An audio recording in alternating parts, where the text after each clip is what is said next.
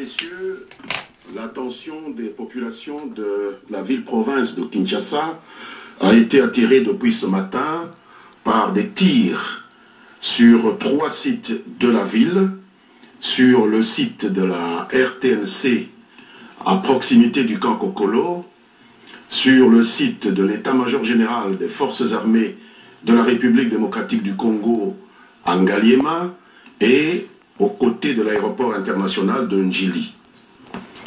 Le gouvernement tient à porter à la connaissance du public que notre ville de Kinshasa, sur ces 3 sites, a subi une attaque terroriste par un groupe terroriste non encore identifié, un groupe inconnu, qui s'en est pris aux éléments des forces de sécurité chargés de la protection de ces 3 sites qui sont des sites stratégiques.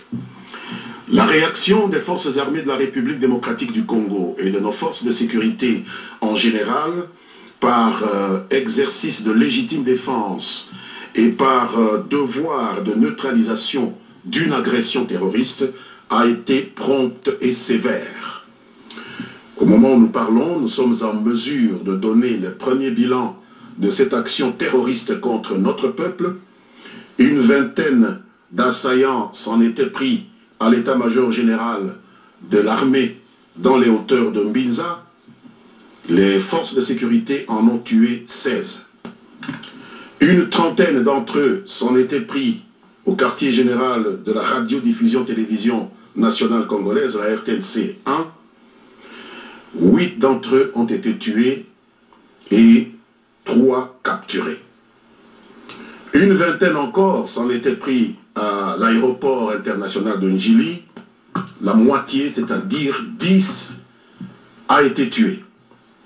Ce n'est pas de gaieté de cœur qu'il a fallu que les forces armées exercent leur devoir et protègent des sites stratégiques qui procèdent de la sécurité nationale.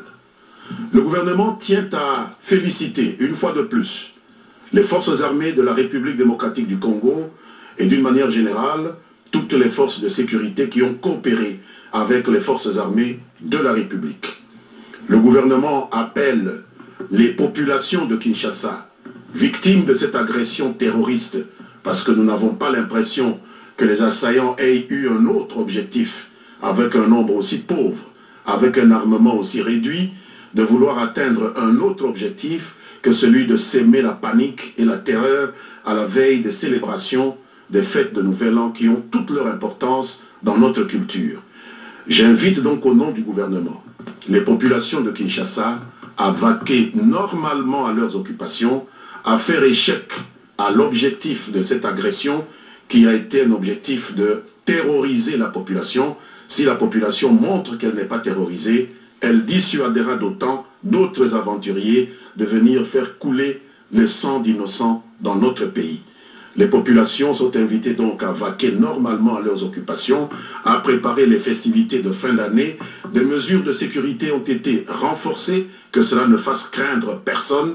Il s'agit de mesures prises dans l'intérêt bien compris des populations congolaises que le gouvernement, l'État et les structures de l'État comme l'armée et la police ont le devoir de préserver à tout prix. Je vous remercie pour votre aimable attention.